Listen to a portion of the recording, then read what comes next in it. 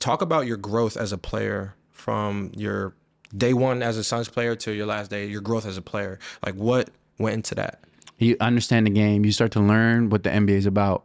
So there's this thing I call that I like to refer to, that is like an NBA type awareness boost that you get. Like, it's like an enlightenment that when you get to the league, you suddenly start watching like college basketball and you're like, man, what are they doing? Because when you get to the NBA, you just watch so much basketball that you just start to pick up things, every little detail about the game more so than you ever did before, basically.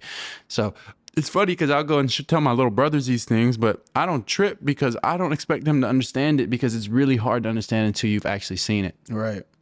So early on in those pickup days, early on in those training camp days, some things just have you like, what was that? So then you go back, break it down. Oh, that's what's going on here. Oh, that's why so-and-so made this decision. Right. Then you understand how basketball is played at the NBA level, right? And there's tons of different ways to play basketball, but NBA, is the style of play in the NBA is pretty consistent across all 30 teams. And, we like to say it's the best basketball in the world. Yeah.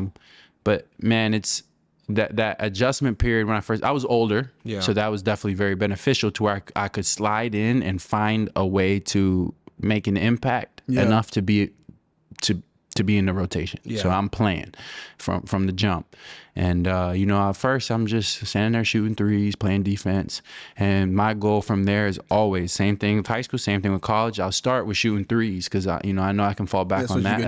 That's how I became a 3-point shooter, because I was smaller than everybody. So I couldn't do the other things.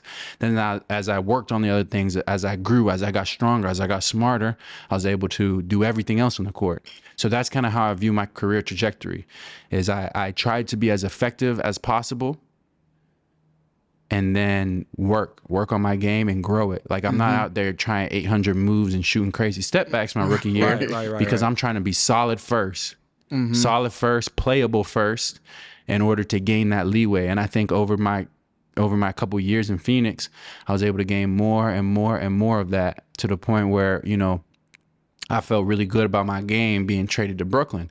And then Brooklyn offered myself and Mikal Bridges a big time opportunity to show what we've been working on the last 4 or 5 years. Yeah. And I think it's great because it's just a step and going into this season too, where I'm working, man. I'm trying to add things. I'm trying to develop things and just become a more complete, better overall player. Yeah.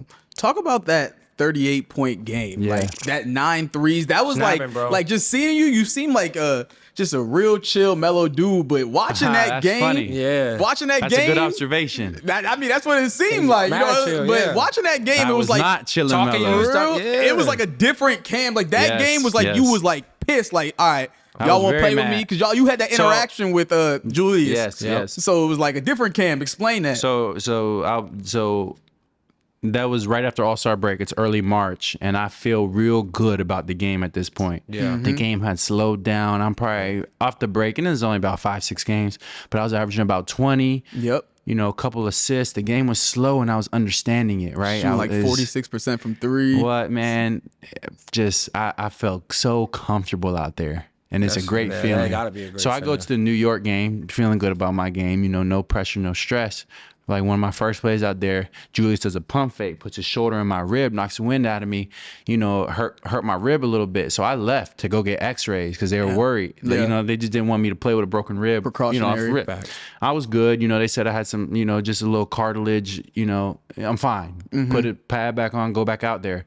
But it made me mad.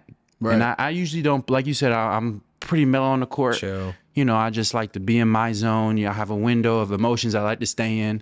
You get too hyped sometimes and you let it get out of control and you just shot an air ball 3 feet over the rim. You're too hyped. Right. Settle down. Calm your ass down. Right. Yeah. So I come back in the game in the second quarter. I missed the first quarter, basically all but 2 plays. Second quarter, basically immediately when I get in the game, I'm driving left, just go for a little layup, and I get hit in the quad. I take a knee to the leg, right? And I was like that hurt bad.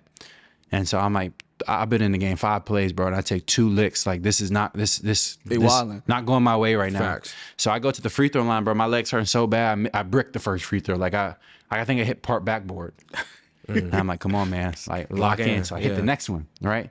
I get a little midi a couple seconds later, I miss it, but I'm like, nah, wait, my jumper feel good right now. So I get like 2 threes to get going, a layup to get going, and I probably go into halftime with like 10, 11 points. Yeah. So I'm like, okay, I played 1 quarter, I got a couple points, like I'm cool. Then I come out in the second half, and I'm still pissed.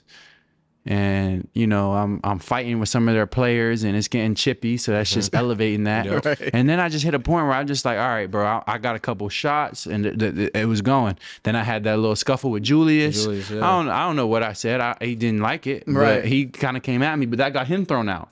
That did, yeah. Right, so we're down like 10 or something in the third or fourth quarter, and then I'm just like, I'm gonna just keep shooting because I feel like every shot I shoot is going in.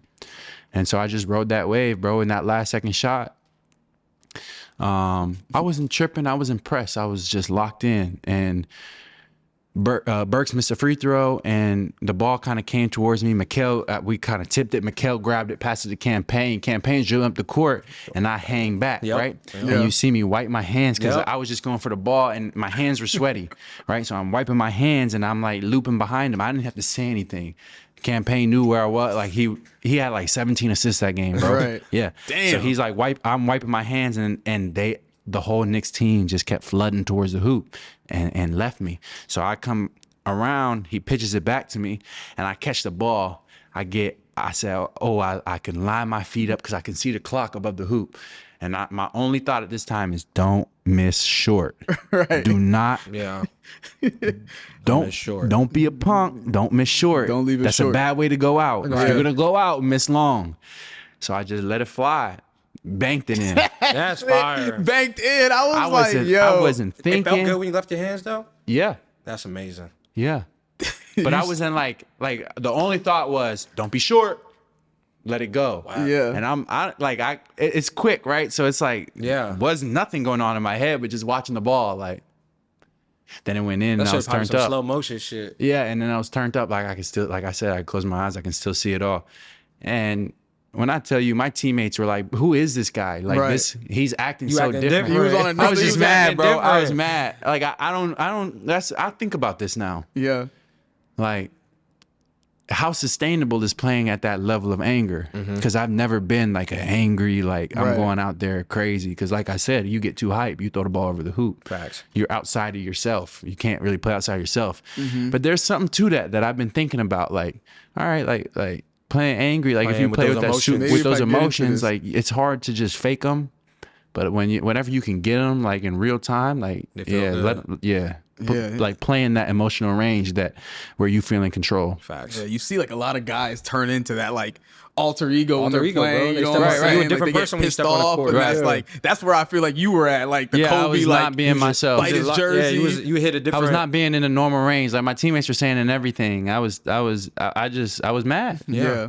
But it was a fun game, man. And the unfortunate part was that shot I took to the leg ended up being a little more serious, and I played on it, and it took me out for a couple of weeks, which to me was really frustrating because, like I said, even take that game out, I was on a little bit of a heater, like the game was slow, so man, that was a little frustrating to feel that kind of momentum and then to be out for 3 weeks. Yeah, but it's all right. It's how the game goes. Yeah, you know what I mean? How the game goes. I know you've been injured before. Obviously, playing football, there's no way around it. The ups and downs. So you just got to you just got to be able to roll with the punches. You got to be able to withstand the highs and lows and be able to correct course when you're off and ride the wave when you're feeling it. Absolutely. Right. And